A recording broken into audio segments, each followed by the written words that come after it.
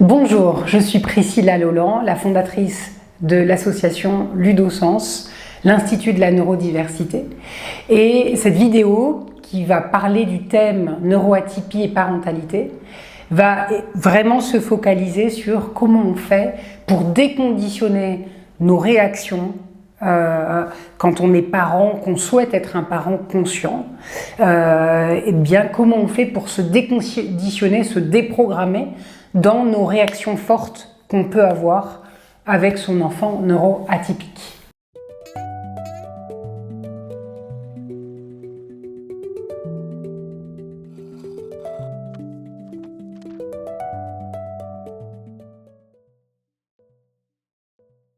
Je viens donc parler de mon expérience avec ces vidéos que je vous espère utiles. N'hésitez pas à liker, à mettre un pouce, à partager également ces vidéos si elles vous intéressent. C'est ce qui permet de booster l'algorithme de YouTube et c'est pour nous permettre de faire continuer de vivre cette chaîne et de prendre ce temps pour vous transmettre ces clés si ce contenu vous intéresse. Je voulais parler aujourd'hui de quelque chose de spécifique, donc de son lien, de sa relation avec son enfant neuroatypique, adolescent, puisque les enfants grandissent.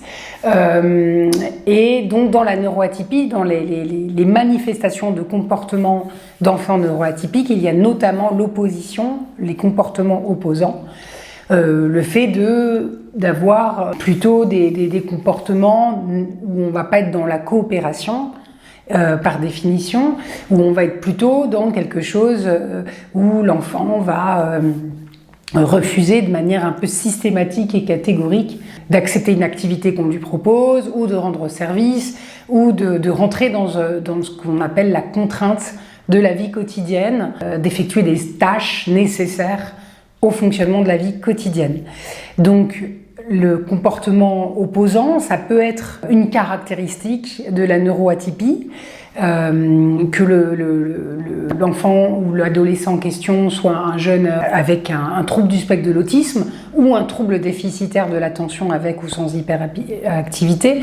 Effectivement, souvent, avec le TDAH, il peut y avoir également de l'impulsivité, une moindre désinhibition, donc une plus grande propension de l'enfant ou de l'adolescent à envoyer des uppercuts verbaux, je dirais, des façons de répondre qui sont cash, qui sont trop directes, assez directes, et où il peut y avoir également parfois des grossièretés, des insultes, des choses comme ça. Pas toujours, bien sûr, mais voilà, c'est quoi qu'il en soit, parfois des façons de répondre très directes, sans forme, et qui peuvent mettre mal à l'aise suivant les contextes dans lesquels nous sommes. Donc, le propos de la vidéo, quand on est dans sa relation avec son enfant,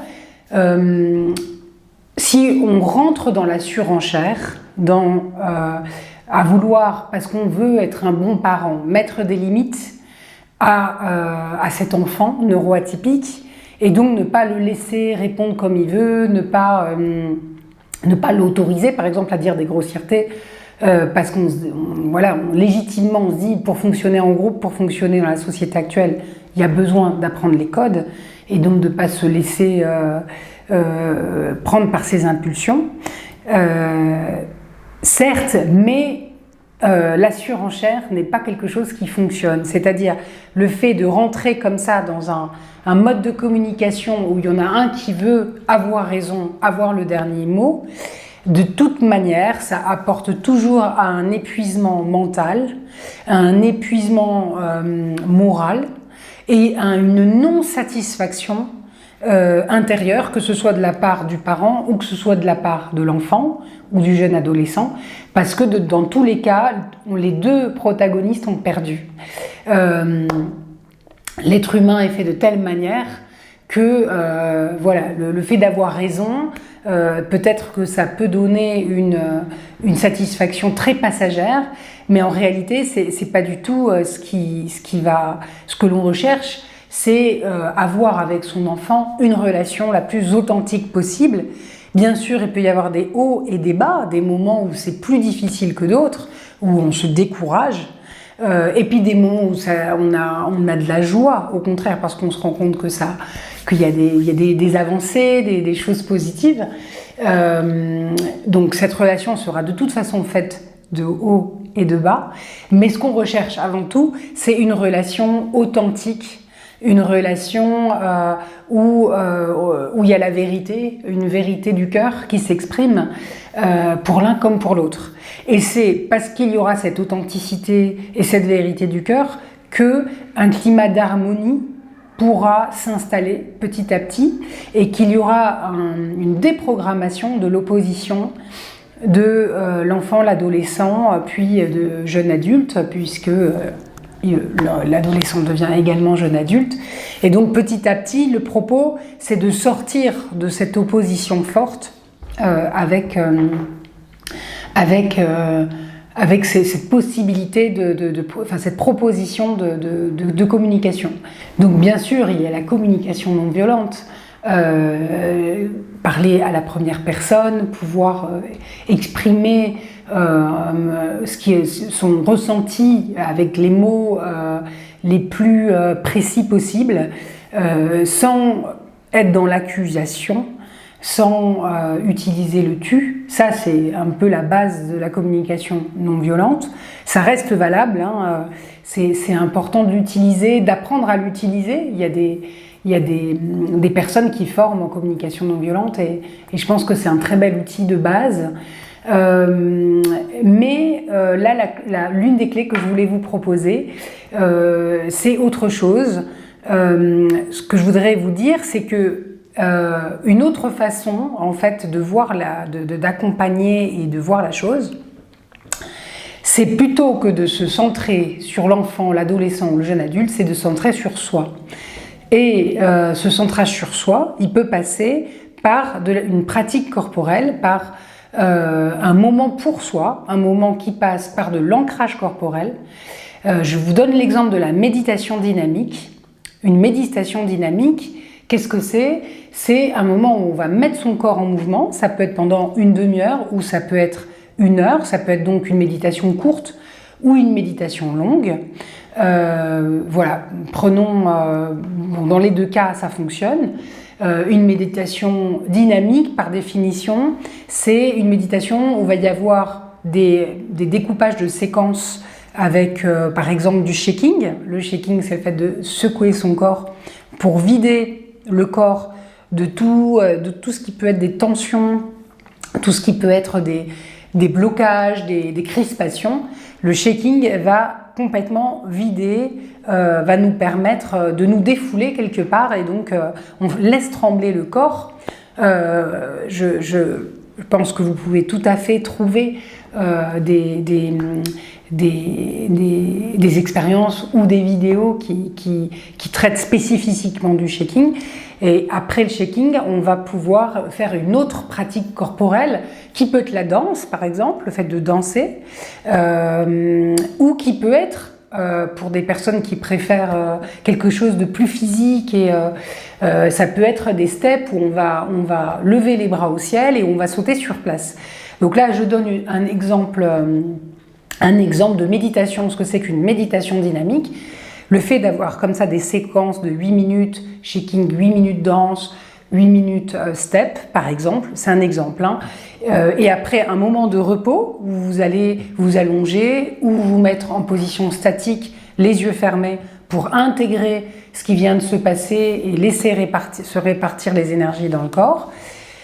À partir du moment où vous prenez ce temps pour vous-même, eh bien, déjà, vous vous faites du bien à vous-même, vous travaillez votre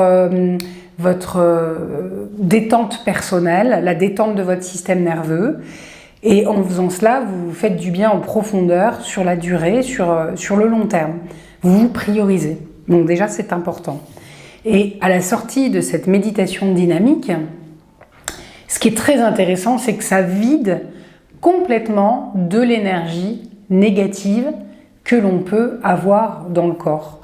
Et là, je parle d'expérience, puisque moi, c'est des méditations que je peux pratiquer régulièrement. Et donc, à la sortie de cette méditation, il m'est arrivé que ma fille ait un moment où elle se sentait débordée émotionnellement et où, voilà, elle a une hypersensibilité auditive importante, ma fille, en plus de son impulsivité. Et il y avait un bruit qui l'a dérangée, qui a fait qu'elle a commencé à avoir une réaction forte et où elle m'a un peu utilisé comme un punching ball pour défouler le fait qu'elle était très mal à l'aise par rapport à ce bruit qui lui faisait mal, qui lui faisait mal et qui la rendait en colère. Elle avait beau avoir son casque anti-bruit, le bruit qu'elle entendait était quand même suffisamment fort pour la déranger profondément. Et donc, elle m'a choisi comme l'exutoire de cette colère et de ce malaise qu'elle ressentait intérieurement. Et comme j'étais à la sortie d'une méditation dynamique, moi j'avais complètement vidé mon énergie négative personnelle, donc je n'ai pas du tout été dans la surenchère ni dans la réaction ne me parle pas comme ça. Il faut bien comprendre que le fait de choisir de ne pas être dans la surenchère et d'être dans quelque chose qui monte, où il y en a toujours un qui va avoir le dernier mot et où l'enfant, notamment avec TDAH ou comportement opposant, va toujours vouloir avoir le dernier mot et ça n'en finit pas, la conversation n'arrive pas à se clôturer. Ça ne veut pas dire ne pas mettre de limites, ne pas rentrer dans la surenchère. Ça veut dire prendre les choses autrement, ça veut dire amener notre enfant à de lui-même faire usage de sa conscience et se venir de lui-même après un temps de pause et de recentrage seul avec lui-même, de venir s'excuser, de venir dire bah oui effectivement j'ai craqué, je te demande pardon, voilà, d'avoir plutôt de faire usage de sa conscience pour reconsidérer ses actes plutôt que d'être dans le passage en force ou dans l'obligation. C'est très important. On est là pour accompagner des enfants, on est là pour les aider à s'élever. L'éducation, à mon sens, ce n'est pas forcé, ce n'est pas obligé. En amenant de l'obligation ou un excès de force, on amène surtout de la frustration, quelque chose qui peut même être de l'ordre de l'humiliation, et on blesse l'enfant, on blesse le jeune adulte ou l'adolescent, on ne lui apprend pas à s'élever par lui-même. Donc c'est sûr que, encore une fois, moi j'invite les parents à faire usage de parentalité consciente. Donc pour revenir à ce que je disais, à la sortie de cette méditation dynamique, j'ai pu constater à quel point je n'avais aucune impulsion dans mon corps de réaction. Donc effectivement, quand on est dans la surenchère, quand on met le focus que sur le parent, le parent aussi, bien sûr, il peut avoir une possibilité de craquer. Lui aussi, il peut avoir des mots qu'il ne pense pas, qui vont dépasser sa pensée. Lui aussi, il peut perdre son sang-froid, il peut devenir lui-même en colère et avoir des impulsions qui montent, que ce soit corporellement, verbalement, parce que ça le tend exagérément, ça le tend le fait d'avoir son enfant qui réagit aussi fortement.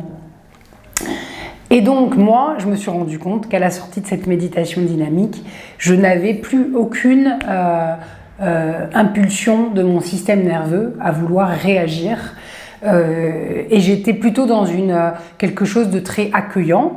Donc ma fille l'ayant senti, ça a assez vite désamorcé le besoin de se défouler sur moi, et elle m'a d'elle-même demandé un câlin. Donc je l'ai prise dans mes bras, je l'ai serrée dans mes bras, et là elle a pu se sentir mieux. Et c'est elle qui me l'a demandé. Voilà, il n'y a rien eu de forcé, elle a juste senti que, comme j'avais vidé toute cette énergie négative qui pouvait être éventuellement dans mon corps, elle ne pouvait pas s'agripper, ou sa réaction son impulsivité et son envie de se défouler ne pouvaient pas s'agripper à quelque chose en moi qui aurait pu réagir. Voilà, j'espère que cette vidéo vous aura intéressé sur la parentalité consciente et la neuroatypie.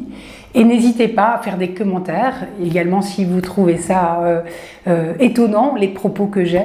Ce que je voudrais dire, c'est que, bien sûr, c'est un travail que l'on fait en conscience, c'est un chemin que l'on fait à la fois pour soi, parce que soi-même, on a envie de se sentir bien dans ses baskets, de se sentir pleinement soi-même et confortable.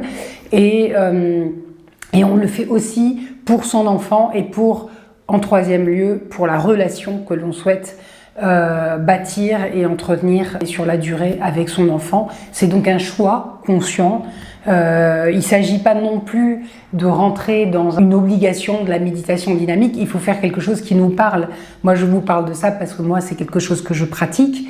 Mais bien sûr que vous avez d'autres types de pratiques corporelles qui peuvent tout à fait convenir à chacun. Ça peut être du yoga, tout simplement. Et le yoga fait aussi beaucoup de bien et peut aider le parent qui a son enfant neuroatypique à se ressourcer, à prendre du temps pour soi. Et encore une fois, cette vidéo, elle peut concerner n'importe quel parent, que son enfant ait 6 ans, 12 ans, 15 ans ou 18 ans.